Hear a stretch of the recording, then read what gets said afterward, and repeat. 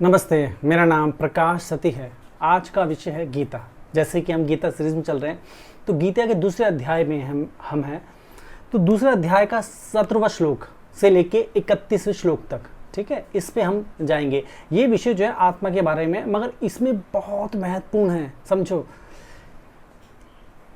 इससे पहले मैं जैसे कि हर संडे को ये वीडियो आते हैं, हर संडे सुबह या दोपहर में आ जाते हैं। तो हर संडे सुबह ये वीडियो आते हैं, आप पीछे की वीडियो देख सकते हैं। हम ये दूसरे अध्याय के 17वें श्लोक तक पहुंच चुके हैं, 17 से 31 तक हम जाएंगे।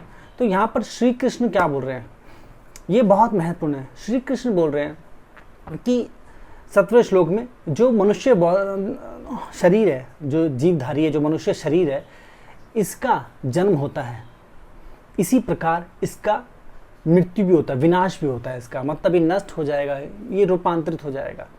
ऐसा ना हो ये असंभव नहीं है। एक चीज मैं ये श्लोक बोला ना, ये बहुत महत्वपूर्ण है। इसमें मैं अभी आता हूँ, आगे के श्लोक में आपको समझाया था। आगे के श्लोकों में जैसे 17 से करते हैं, श्री कृष्ण बोल रहे हैं कि जो आत्मा है, मैं ओवरऑल बताऊंगा आपको, हर एक श्लोक नहीं बताऊंगा, ओवरऑल बताऊंगा हर श्लोक में ओवरऑल क्या बोला गया। जो आत्मा है वो ना कभी जन्मता है, ना उसकी कभी मृत्यु होती है, उसमें कोई बदलाव नहीं होता, उसकी कोई एजिंग नहीं होती कि उसकी एजिंग हो, ठीक है, ऐसा भी कुछ नहीं है। उसको जलाया नहीं जा सकता, भिगोया नहीं जा सकता, उसको किसी तरह के नष्ट किया जा सकता, उसमें कोई रूपांतरण नहीं किया जा सकता। वो शाश्वत है, जैसा है वैसा ही रहेगा या रहेगी, जैसा बोलना चाहो।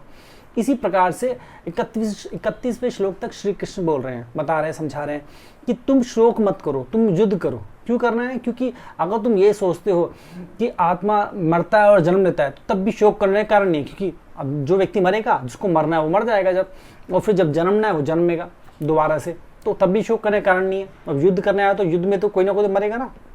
इससे पहले भी श्री कृष्ण ने बहुत ज्ञान की बातें बोली है। तो इसी तरीके से श्री कृष्ण बोल रहे हैं कि आत्मा जो है वो सभी इन सब चीज़ों से परे है, और जो बुद्धिमान पुरुष हैं वो इसको कभी भी इस तरीके से नहीं देखते, ठीक है। तो तुम बुद्धिमानों की तरह बर्ताव करो, ऐसे ना करो, ऐसे ओवरऑल बोल रहे हैं।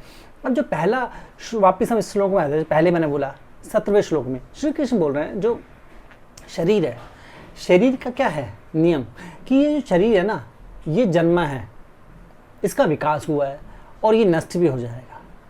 नष्ट ना हो ऐसा कोई उपाय है? ऐसा कोई उपाय नहीं है, कोई उपाय है ही नहीं इसके लिए। कारण मैं बता देता हूँ। श्री कृष्ण बोल रहे हैं, इसमें कई सारे इसमें कई सारी चीज़ निकल के आएंगी, समझना बहुत ध्यान से। आध्यात्मिक है, आपके जीवन को तृप्त कर देगा, उच्च अवस्था में ले जाएगा। जो हमारा शरीर है ना, वो प्रकृति है ना, जो प्रकृति आप चारों तरफ देखें विद्यमान है, सूरज, चांद, तारे, गैलेक्सीज, हर एक चीज़, पेड़ पौधे, हवा, पानी, ये सब प्रकृति है, जो आप जानते हैं और जो नहीं जानते। प्रकृति लगातार रूपांतरित होती है, इसी से प्रकृति का होना है, इसी से जीवन है, इसी से बदलाव। तो हमारा शरीर भी लगातार बदल रहा है। ये जो आप शरीर देखते हैं ना, एक व्यक्ति को आप देखते हैं, हाँ जी ये मेरी बहन है, ये मेरा भाई है, मेरे मम्मी पापा, ये मेरा दोस्त है, ये मेरी बीवी है, ये पति है। तो आप लोगों को देखा, आज आपकी शादी हुई, कि लड़की की शादी जब हुई, 21 साल लड़की की शादी थी फॉर एग्जाम्पल, लड़की की शादी, लड़के की उम्र थी कोई 26-27 साल, ठीक है। तो अब वो अपनी बीवी के साथ 30-35 साल रहा। तो 30-35 साल में उसकी वो सोचा भाई ये वही बीवी नहीं है, बीवी तो कई बार बदल गई है।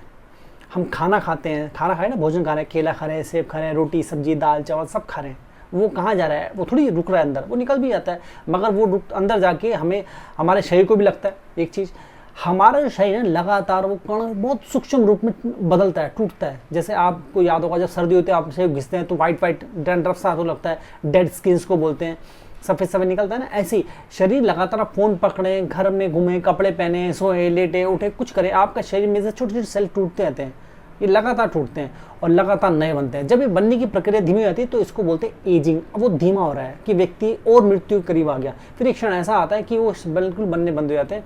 तो व्यक्ति का शरीर जो है बहुत कमज़ोर हो जाता है और फिर उसके अकॉर्डिंगली उसका शरीर त्याग होता है। तो हमें ये जानना है कि जो भी हमारे आसपास है, ये सब रूपांतरित हो रहा है। ये सिर्फ हमारे मन के अंदर है कि हाँ ये मेरा है, वो चाहे कोई वस्तु हो चाहे मनुष्य हो, सभी चीज़ों के लिए, क्योंकि वस्तु भी तो रूपांतरित हो रही है, हम नहीं देख पाते क्या हो गया। वो कुछ भी हो, लगातार हर चीज़ रूपांतरित, हम उससे इतना मोह ना करें, हम अपने अंदर एक संतुलन बनाए रखें, ये बहुत महत्वपूर्ण है। कि आप जिस भी जीव को देख रहे हो, अपने रिश्तेदार को देख रहे हो, यही जानो कि ये तो लगातार बदल रहे हैं। पहले कोई और थे, अब कोई। अब सिर्फ वो आपको जानते हो और आप उनको जानते हो मेमोरी से कि हाँ हम जानते हैं। वो धीरे धीरे देख रहे हैं, वो लग रहा है कि हाँ हम जानते हैं। वो मेमोरी के दिमाग के अंदर है खाली, बाहर कुछ नहीं। अगर आप याददाश्त भूल जाओ तो आपको कुछ याद नहीं हो, कौन भाई कौन बहन कौन माता कौन पिता, कुछ याद नहीं होगा। आप बिल्कुल कोरे हो जाओगे ना, आपको उनके लिए कोई चिंता होगी। ये तो श्री कृष्ण यहाँ पर यही बता रहे कि तुम चिंता मत करो। तो आप भी चिंता मत करो, मैं बोल रहा हूँ आप भी चिंता मत करो। और इस चिंता से ऊपर उठ के, इन सब भावों से ऊपर उठ के अपने सच्चे स्वरूप को जानो। आपका सच्चा स्वरूप क्या है? वो है आत्मा, ठीक है। वो प्राण, आत्मा, प्राण शक्ति, चेतना, ये प्रकृति, ईश्वरीय स्वरूप समझे। वो ईश्वरीय स्वरूप जो है वो आपका सच्चा स्वरूप है, जो कभी नहीं मरता, ठीक है। वो जन्मता भी नहीं है। जन्मता शरीर है, मतलब शरीर बन रहा है, घुल रहा है, रूप ले रहा है और घुल रहा है। आत्मा शाश्वत है, उसमें बदलाव नहीं है संभव। मतलब ऐसा नहीं कि वो अभी जागृत हुआ है, वो जागृत है हमेशा से। इसमें आगे श्लोक में श्री कृष्ण ऐसा भी बोल रहे हैं कि जब 31 श्लोक में जाते हैं कि जो पहले क्या होता है, एक अवस्था आती है जब हम जीवित, मतलब हमारे पास शरीर नहीं होता, हम शरीरधारी नहीं होते। एक ऐसी अवस्था होती है, फिर हम शरीरधारी होते हैं, फिर वापस हम एक ऐसी अवस्था है जब हमारा शरीर नहीं होता। तो ये शरीर जो है बदल रहा है लगातार। ये चीज़ बहुत अच्छी तरह समझनी है। मैं जानता हूँ कि गीता में ऐसे श्लोक हैं जो बार बार बताए गए हैं, ऐसा लगेगा रिपीट हो गए हैं। अगर आप उन श्लोकों को पढ़ोगे ऐसा बार बार रिपीट से हो रहे हैं ऐसा लगेगा, मगर सब जगह नहीं, वो चैप्टर वाइज है। किस चैप्टर? तो उस एक एक चैप्टर में एक विषय पे बोला गया है, बहुत गहनता में समझाया गया, बार बार अच्छी तरीके से, हर एक बारीकी बिंदु से। क्योंकि समझने में देखो, एक श्री कृष्ण एक शब्द बोलते हैं तो सब कुछ सिद्ध हो जाता है उससे, मगर एक शब्द तो हर थोड़ी किसी का व्यक्तिगत बुद्धि का स्तर एक शब्द वाला होता है। तो जिसका जैसा स्तर हो उस, ये सभी के लिए, चाहे साधारण व्यक्ति सुने या बुद्धिमान सुने, सभी को समझ आ जाएगी ये गीता ऐसी है। तो श्री कृष्ण यहाँ पर यही बोल रहे हैं अर्जुन को, तुम शोक मत करो। तो आप भी शोक मत करें किसी भी प्रकार का, या चिंता ना करें भाई ये ना हो जाए वो ना हो जाए। इन सब चिंताओं से परे अपने शरीर को भी ऐसे जाने कि आपका ये पहला जन्म नहीं। ये जाने कि भैया आप जन्म मरोगे नहीं, ये मरेगा तो शरीर, वो तो लगातार बदल रहा है, वो बदल रहा है। तो आत्मा कभी नहीं मरता। तो आपका जो भी है वो आपके पास रहेगा, जो सच्चा स्वरूप है, सच्चे है, वो रहेगा।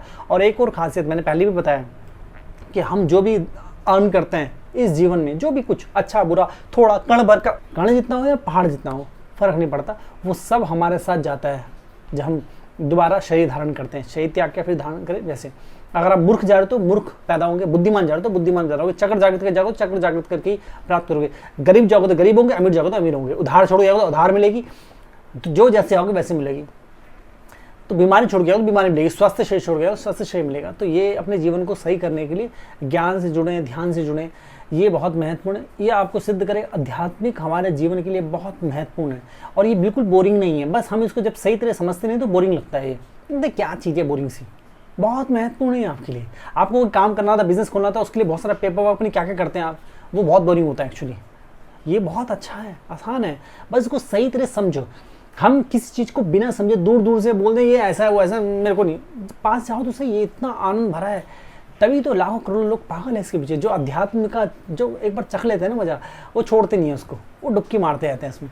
जिसको आनंद आ गया, जिसने स्वाद चख लिया, जिसने उस अमृत का टेस्ट चख लिया, जिसने ईश्वरी जो है ना वो ईश्वरी पान कर लिया, बड़ा आनंद में है वो। ठीक है, आपको देखो, आपको क्या कपड़े पहनने फर्क नहीं पड़ता। हम आपकी बौद्धिक विकास की बात करें, ज्ञान से आपके अंदर बदलाव होगा, बाहर नहीं। बाहर से वैसे दिखेंगे, गोरे दिखेंगे, काले दिखेंगे, छोटे दिखेंगे, लंबे दिखेंगे, लड़की दिखेंगे, पुरुष दिखेंगे। बाहर आपके कुछ बदलाव नहीं होगा। आप कौन से कपड़े पहनते हैं, क्यों पहनते हैं, आप स्कर्ट पहने, जीन्स पहने, कुर्ता पजामा पहने, देखो ये हमारी समझ। एक व्यक्ति स्कर्ट पहन रहा है, मतलब स्त्री स्कर्ट पहन रही है, या एक व्यक्ति जीन्स पहन रहा है, अच्छा बुरा कुछ नहीं इसमें समझ है।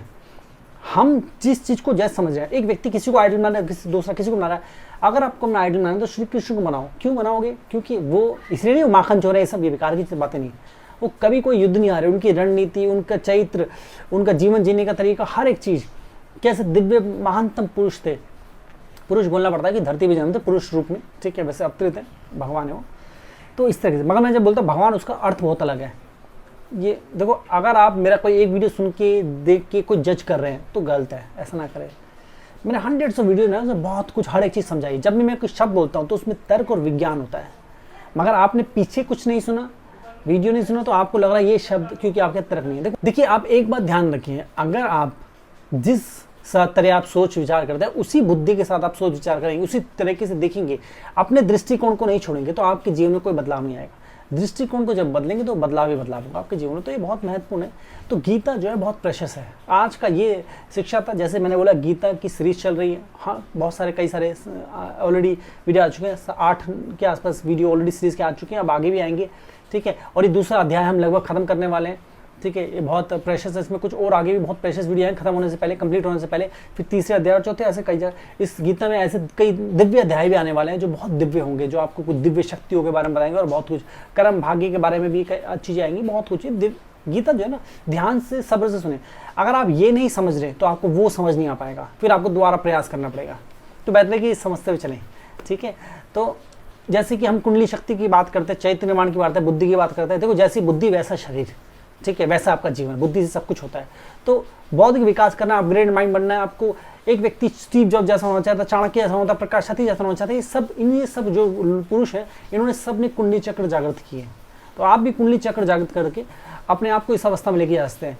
मैं जो हूँ, मैंने हंड्रेड्स ऑफ वीडियो सुनाए हैं, बुक्स लिखी है, फ्यूचरिस्टिक की महानतम बुक है, 21 साल की साधना के बाद, सालों साल की साधना, सालों साल के एक्सपीरियंस टीचिंग का, उसके बाद मैं सिखा रहा हूँ मैं।